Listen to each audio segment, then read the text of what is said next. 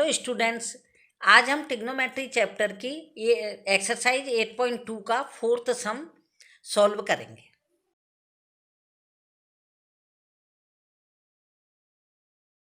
Fourth question में 4 part है, 4 part है, इन्हें हम 1 बाय 1 सॉल्व करेंगे। बताइए कि निम्नलिखित में से कौन कौन से सत्य हैं या असत्य हैं, कारण सहित अपने उत्तर की पुष्टि कीजिए। State whether the following are true और false, justify your answer. Sine bracket के अंदर है a plus B is equal to sine A plus sine B. अब हमें इसको जब सॉल्व करना है तो हम पहले साइन ए और साइन बी की वैल्यू 60 और 30 ले लेते हैं। आप इस बात में कंफ्यूज नहीं होना कि कहीं पर तो इसकी वैल्यू कुछ ली जाती है या फिर आपने 60 या 30 क्यों ली। हम 60 या 30 लेते हैं या 45 लेते हैं, क्योंकि ये जो राइट एंगल ट्रायंगल होता है ए सी और बी ले लेते हैं हम। अब साइन ए इधर है और बी इधर है, जे सी क्या है, राइट एंगल है। तो यदि हम इसको 60 लेते हैं तो हमें इसको 30 लेना पड़ेगा, क्योंकि राइट एंगल तो 90 डिग्री का होता ही है। तो बाकी के बचे हुए दो कितने के होंगे, वो भी 90 के होने चाहिए। तो हम यह भी ले सकते हैं और हम 45 और 45 के भी ले सकते हैं, क्योंकि यदि दोनों साइड इक्वल है तो 45 के भी हो सकते हैं जी। लेकिन इनका सम कितना है, वो 90 यानी 180 होना चाहिए, क्योंकि तीनों एंगल का सम कितना होता है 180। इसलिए हम 60 और 30 ले लेते हैं। अब इसकी वैल्यू हमने कितनी ली, 60 और 30। तो यहाँ हम लिखेंगे, पहले सॉल्व करेंगे तो क्वेश्चन उतार लीजिएगा। Sign A plus sine B. अब साइन इसमें हमने कितना लिया, ए की वैल्यू कितनी ले ली 60 और बी की कितनी ले ली 30 डिग्री। यहाँ पर भी हम वही करेंगे कि sine 60 degree plus sine 30 degree. इसकी लेने के बाद में यदि यहाँ पर इसको प्लस कर दिया जाता है तो ये कितना हो जाता है, साइन 90। और यहाँ पर ये अलग अलग दिए ही गए हैं तो ये हो जाएगा sine 60 plus as it is उतार लेंगे इसको इस तरह। अब हमें यह बताना है कि ये जो sine A plus B is equal to sine A plus sine B सत्य है असत्य है, ट्रू है या फॉल्स है। तो साइन 90 की वैल्यू कितनी होती है, टेबल आपको बनाना आई गई होगी, नहीं आई हो तो अपने सामने रख के इसकी वैल्यू देखिए। इसकी वैल्यू होती है 1। साइन 90 की, साइन 90 की वैल्यू 1 हो गई, तो हम यहाँ पर लिख देंगे 1। साइन 60 और साइन 30 की वैल्यू देखिए। साइन 30 की वैल्यू होती है 1/2 और साइन 60 की होती है √3/2। साइन 60 की वैल्यू कितनी है, √3/2 और साइन 30 की वैल्यू कितनी है 1/2। हमें जो राइट या रॉन्ग बताना है। ये तो 1 हो गई वैल्यू, इसका हमने एलसीएम लिया 2i, इनको सॉल्व किया तो 1 इजिकल टू √3 + 1 होता है क्या, नहीं होता, तो ये इसके इक्वल नहीं है। यानी कि हमारा इसका आंसर क्या आएगा, इसका आंसर आएगा फॉल्स, यानी कि यह असत्य। यह इसका फर्स्ट पार्ट कंप्लीट हो गया। इसका सेकंड पार्ट है, थीटा में वृद्धि होने पर साइन थीटा के मान में भी वृद्धि होती है। The value of sine theta increase as theta increase. अब हमें इसको बताना है कि साइन, जो आपको टेबल में बताया था कि साइन थीटा में क्या क्या होते हैं, 0, 30, 45, 60 और 90। अब हमें यह देखना है कि क्या इसकी जब थीटा में वृद्धि होती है यानी कि 0 से वो 30 पे आ जाता है, 30 से 45 आता है, उसके बाद 60 आता है, 90 आता है, तो क्या इसके जो मान है उनमें भी वृद्धि होती है? नेचुरल तो हम जानते हैं कि वृद्धि होगी सही, लेकिन फिर भी हमें जो करके बताना है उसको हम इस हिसाब से करेंगे कि हम साइन की वैल्यू आपको 0 की कितनी बताई थी, 0। 30 की वैल्यू 1/2 है। 45 की कितनी है, 1/√2। 60 की है √3/2 और 90 की है 1।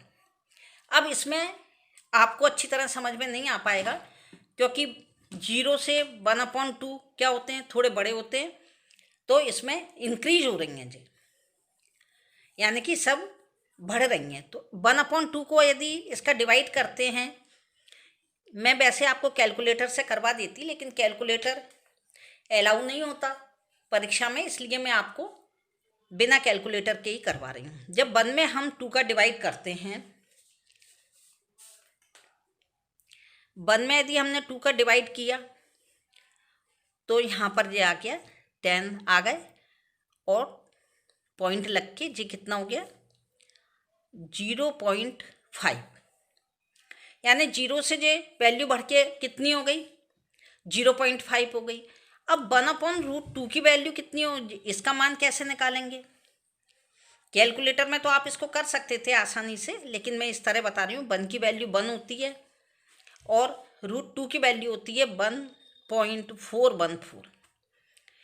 अब यदि 1 में इसका डिवाइड करते हैं तो पहले तो इसके डेसिमल में से डेसिमल को हटा करके यहाँ 30 लगा ली।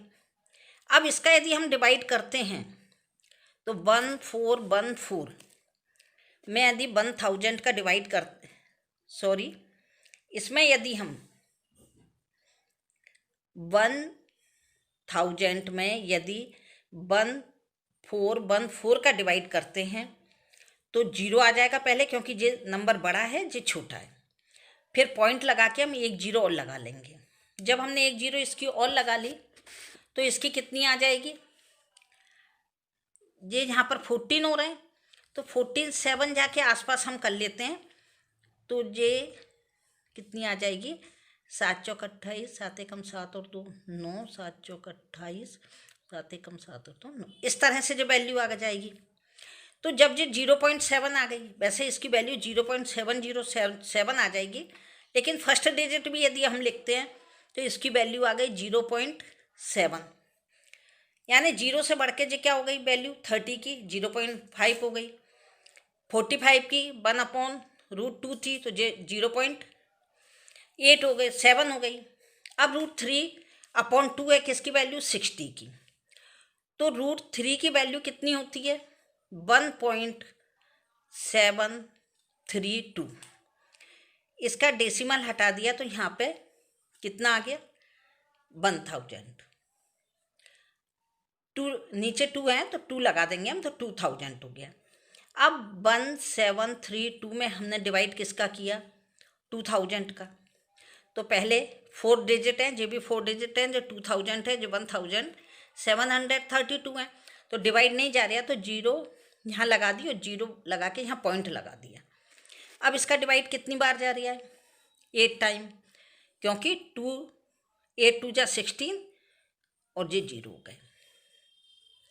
अब फिर कितनी बार जा रहा है 6 टाइम फिर चला जाएगा, 1 0 डेसिमल के बाद 3 0 लग जाती हैं, तो ये कितना हो गया 2।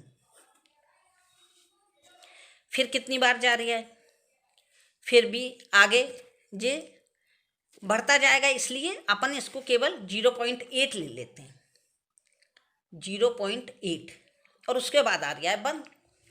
अब इसको ये आपको क्लियर हो गया होगा कि थीटा के मान जैसे जैसे बढ़ते जाते हैं साइन में तो उसकी वैल्यू भी बढ़ती जाती है। 0 से बढ़ के क्या होगा 0.5, कब हो गया जब ये 30 डिग्री था।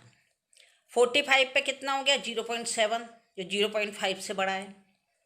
उसके बाद 60 पे आके कितना हो गया 0.8, और 0.8 के बाद कितना हो गया 1, यानी कि ये मान इसका बढ़ता जा रहा है, इसलिए ये क्या हो गई सत्य, यानी कि ये क्या हो गया क्वेश्चन का आंसर हमारा इसमें आप रफ में जो मैंने करके बताया इसको आप आंसर शीट में कर लीजिए, और करने के बाद में केवल इसका आंसर ही आपको लिखना पड़ेगा, ट्रू यानी कि सत्य। यह आप करके बता दीजिए साइंस में। जो सेकंड पार्ट पूरा हो गया। थर्ड पार्ट में है थीटा में वृद्धि होने के साथ कॉस थीटा के मान में भी वृद्धि होती है। The value of cos theta increase as theta increase. ये भी सेकंड सम के बिल्कुल इक्वल ही है, केवल इसमें साइन की वैल्यू थी, इसमें कॉस की वैल्यू रख दी है। इसके लिए भी हम टेबल का यूज करेंगे। साइन का उल्टा क्या होता है? कॉस। तो जब हमने साइन का उल्टा कॉस लिया है तो वो क्या होता है? साइन की वैल्यू इस तरह की होती है, और हमने जब आपको समझाया था तब बताया था कि साइन जीरो की वैल्यू वही होगी, कॉस जीरो की वैल्यू वही होगी जो कि साइन 90 की है। और साइन 30 की वैल्यू क्या होगी? जो कॉस, यानी कि इसकी वैल्यू कितनी हो गई? जीरो की वैल्यू कितनी हो गई? जो इसकी 90 की थी। 30 की वैल्यू कितनी हो गई? जो इसकी 60 की थी। 45 की सेम रहेगी। और इसके बाद जो साइन 60 की थी वो किसकी आ जाएगी? कॉस 30 की, जो सेम हो गई। और कॉस 60 की वैल्यू क्या होगी? जो साइन 30 की थी। और कॉस 90 की वैल्यू क्या हो जाएगी? जो साइन 0 की थी। तो इसके हिसाब से क्या हो गया? जो पूरे उलट गए, ये 0 इधर आ गई तो 0 हो गई। उसके बाद 1/2 यहाँ पर था तो ये 0.5 हो गया। इसकी एज इट इज रहेगी क्योंकि ये इक्वल है ऊपर नीचे, इसलिए क्रॉस मल्टीप्लाई में नहीं आ रहा है। फिर इसकी वैल्यू कितनी थी 60 की, वो इसकी हो जाएगी 30 की, कितनी? 0.8। और जो 1 वैल्यू किसकी थी? साइन 90 की, तो वो हो जाएगी कॉस 90 की। 1 ये बिल्कुल क्या हो गए? अपोजिट हो गए। यानी इसमें सबसे बड़ी वैल्यू कितने की थी? 0 की, 1। उससे छोटी वैल्यू कितनी आ गई? 0.8। 45 की कितनी आ गई? 0.7। 60 की कितनी आ गई? 0.5। और 90 की आ गई 0। यानी ये तो हमें नहीं लग रहा कि ये इंक्रीज है, क्योंकि इंक्रीज नहीं है, ये डिस्क्रीज है, इसलिए ये आंसर आपका क्या होगा? फॉल्स, यानी कि असत्य। आप आंसर शीट में यदि जस्टिफाई करने के लिए आता है तब तो आप टेबल को बता के, जो मैंने इसकी वैल्यू बताई है आपको पॉइंट में, डेसिमल में, दशमलव में, उसको आप कॉपी में लिख दीजिए। और यदि केवल आपको राइट रॉन्ग आते हैं, उसमें जस्टिफाई नहीं आता, तो आपको केवल आंसर में लिखना है सेकंड जो सम है वो, जो थर्ड सम है वो क्या है? फॉल्स है। केवल इतना लिखना है। थर्ड सम हो गया। फोर्थ पार्ट है थीटा के सभी मानों पर sine theta is equal to cos theta. Sine theta is equal to cos theta for all value of theta. अब इसमें हम थोड़ा सा सॉल्व कर लेते हैं इसको, कि इसमें क्या है कि साइन थीटा और कॉस थीटा ये सभी मानों पर क्या ये दोनों बराबर हैं? नहीं हो सकते, क्योंकि हमने साइन की और कॉस की जो टेबल अभी भी बताई है, और जब बनाना बताई थी आपको टेबल, तब भी हमने आपको जो बता दिया था कि साइन कि 0 की 90 होती है, 30 की 60 होती है, 45 की इक्वल होती है, और साइन 60 की कॉस 30 होती है, और साइन 90 की कॉस 0 होती है। तो ये हो ही नहीं सकता ऐसा, लेकिन फिर भी हम इसमें लिख सकते हैं कि sine theta is equal to cos theta. किस तरह हो सकता है? यदि हम यहाँ पे साइन की वैल्यू लिख देते हैं, पहले साइन की वैल्यू साइन थीटा में 0, 30 डिग्री, 45, 60 डिग्री और 90 डिग्री। 0 की वैल्यू साइन की क्या होती है? 0 होती है। 30 की वैल्यू क्या होती है? 1/2। 45 की 1/√2। 60 की √3/2 और 90 की 1। और जब हम कॉस थीटा की वैल्यू लिखते हैं 0 की, तो ये कितनी हो जाएगी? 1। और 30 की वैल्यू कितनी हो जाएगी? √3/2।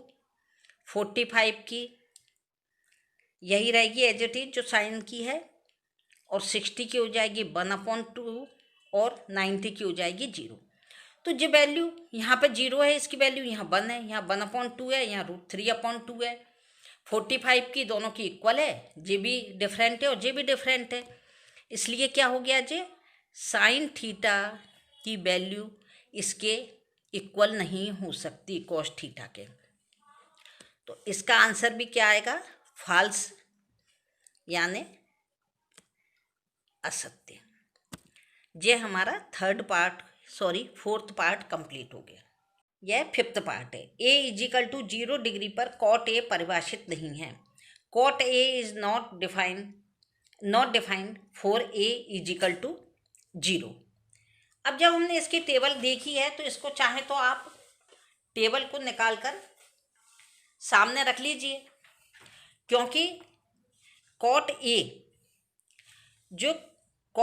है वो क्या है, 0 की जो वैल्यू है, 0 की वैल्यू ND यानी कि अपरिभाषित है।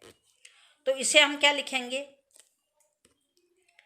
कॉट ए, ये दिया ए और यहाँ पर दिया है कॉट ए की वैल्यू 0 पर कितनी हो गई, नॉट डिफाइंड, यानी कि ये परिभाषित नहीं है, यानी कि अपरिभाषित है। तो इसमें डायरेक्ट आपको आंसर लिखना है। इसको क्वेश्चन को सॉल्व करने जैसा इसमें कुछ भी नहीं है।